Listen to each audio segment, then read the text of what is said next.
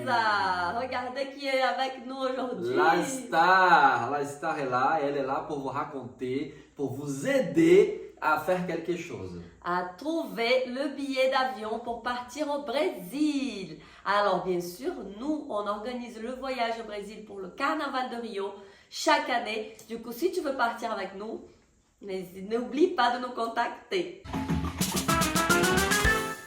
On va te donner toutes les astuces, toutes nos astuces pour trouver des bons billets pour partir au Brésil. Mais si tu es arrivé jusqu'ici et que tu veux voir la fin, abonne-toi sur notre chaîne tout de suite. Ok, alors avant toute chose, je dois vous mettre en garde, c'est qu'il n'y a pas de miracle. Il n'y a pas une chose magique qu'on puisse faire et qui va nous faire payer vraiment pas cher pour partir au Brésil, d'accord? Donc là, ce sont juste des conseils pour mieux rechercher, pour vous dire comment nous, on recherche et comment on fait pour trouver les meilleurs billets, les plus avantageux pour nous, en fonction des dates et tout de chacun, d'accord? Alors, première chose, qu'est-ce qu'on fait d'abord? Première chose, c'est que nous, on ne va pas dans des agences physiques. Non, Non. on fait tout par Internet.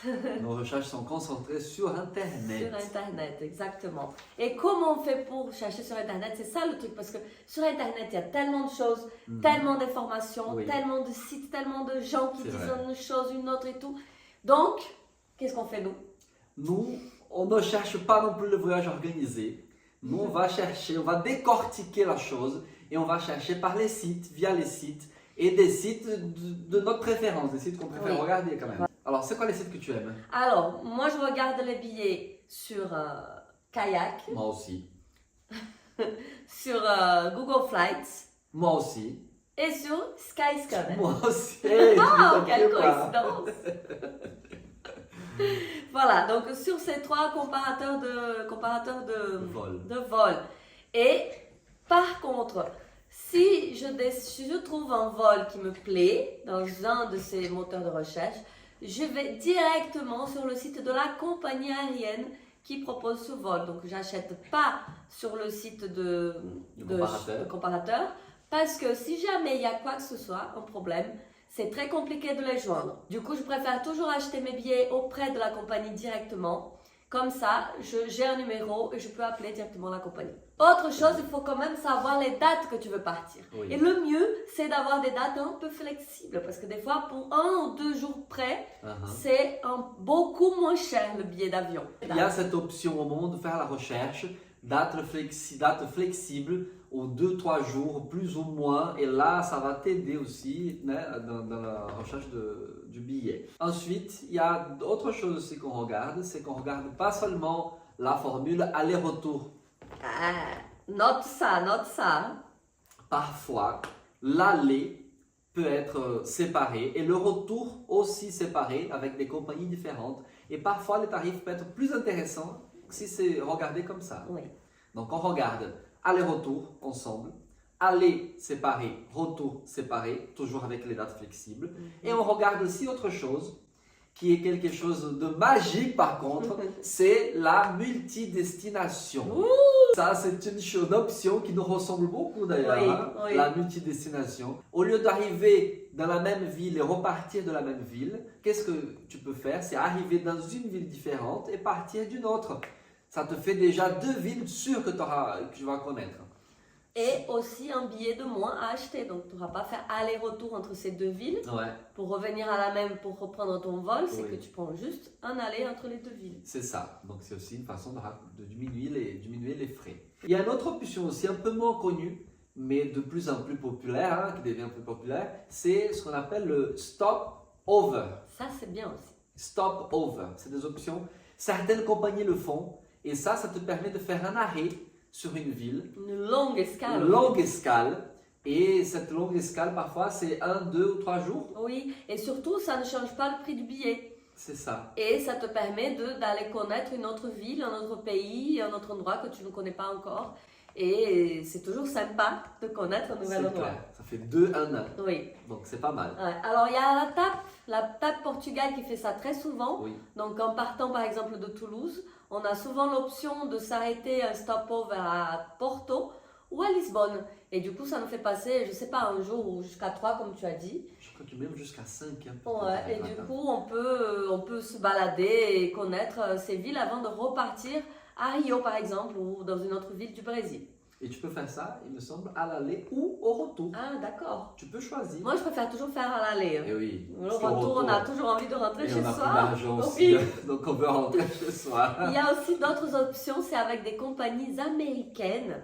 C'est que comme ça, tu peux aussi t'arrêter aux États-Unis avant d'aller au Brésil. Bon, je sais que ça fait un endroit où on veut rester un peu plus longtemps peut-être, mais c'est une option. Par exemple, j'ai une amie qui fait ça tout le temps, qui part à Miami. À chaque fois, elle reste 3 jours là-bas et Miami, elle le billet jusqu'à Rio, jusqu'à Manaus. Et du coup, ça fait qu'avec le même prix du billet, tu t'arrêtes dans un autre pays. Donc ça, c'est trop bien. Ouais, ça c'est on bien. regarde toujours ces choses-là. Ouais, donc c'est pour ça qu'en fait, les temps d'escale, parfois c'est long, mais parfois c'est possible de faire quelque chose. Donc il faut savoir, il faut rechercher, parce que selon les villes, c'est trop loin l'aéroport, c'est trop compliqué. Par exemple, à Londres, c'est hyper compliqué de sortir, se balader, de revenir. Mais il y a d'autres endroits comme Lisbonne où c'est très facile, c'est à côté du centre-ville, l'aéroport, et on a largement le temps d'aller se balader, d'aller manger et de revenir à l'aéroport. Une fois que tu as regardé tous ces critères, là, il faut voir le prix, parce que le prix, quand même, c'est quelque chose qui va jouer sur l'achat du billet. Et oui. Attention, parce qu'un vol pas cher peut devenir un vol égal ou plus cher qu'un autre vol. Alors, explication. Ah, explication, c'est que, alors ça c'est du vécu, d'accord? Tout ce qu'on vous dit, c'est des choses qui nous sont déjà arrivées. Un vol qui va être le moins cher, par exemple, il va s'avérer plus cher. Pourquoi? Parce que le billet, le tarif n'inclut pas, par exemple, une valise en soute, donc il faut payer la valise en soute en plus, à l'aller et au retour. Et souvent, quand on prend la valise après la réservation, c'est plus cher que de prendre un tarif plus cher. Vous voyez, il y a la réservation de siège qui coûte aussi de l'argent. Et du coup, tout ça fait que le billet qui était moins cher, il peut être plus cher que celui au même tarif. Donc, il faut regarder le prix, mais il faut regarder les détails, il faut regarder tout ce qui est inclus, regarder le temps d'escale, est-ce que c'est possible de faire quelque chose dans cet aéroport, est-ce que c'est possible de sortir, de revenir, enfin, tout est à prendre en compte. Pour nous, en fait, si une escale elle est longue et qu'on a le temps de visiter la ville, cette ville-là, pour nous, ça vaut le coup. Mais si l'escale n'est pas assez longue et pas trop courte non plus, là, c'est pas un vol ça vaut pas trop le coup. Donc, soit on peut rester profiter, là, c'est bien, soit c'est court et c'est bien aussi. Mais si c'est entre les deux, là, c'est moins intéressant. Il faut bien connaître ton budget, surtout, mais il faut connaître aussi tous ces détails-là et il faut bien regarder tout. Il ne faut pas oublier que le prix des billets, il change vachement. Il change tout le temps. Il y a des promos tout le temps. Il y a des promos, par exemple, avec Air France. Tous les débuts du mois, il y a des promos avec les miles. Donc, si tu as des miles aussi à utiliser, il y a ça aussi tous les débuts du mois, il y a des promos. Il y a le Black Friday aussi fin novembre où les billets aussi sont pas chers. Il y a aussi les dates d'anniversaire de chaque compagnie aérienne. Il faut les connaître, bien sûr, mais pour cet événement, ils font aussi des promos. Donc, c'est vrai que c'est un monde où il faut se connaître un petit peu, mais plus tu connais, plus tu vas pouvoir regarder mieux et trouver les bons rapports qualité-prix pour le vol que tu veux. Et j'espère que cette vidéo t'a aidé, va t'aider à trouver des bons vols, des bons billets pour partir avec nous au Brésil. Et si cette vidéo, tu la juges utile, partage-la avec d'autres personnes parce que je sais que tu ne partiras pas seul et que tu pars en groupe aussi. Donc, partage-la, envoie à d'autres personnes et laisse ton like. Et abonne-toi à notre chaîne. Yes! Beijos! Beijo! Au revoir! Ciao!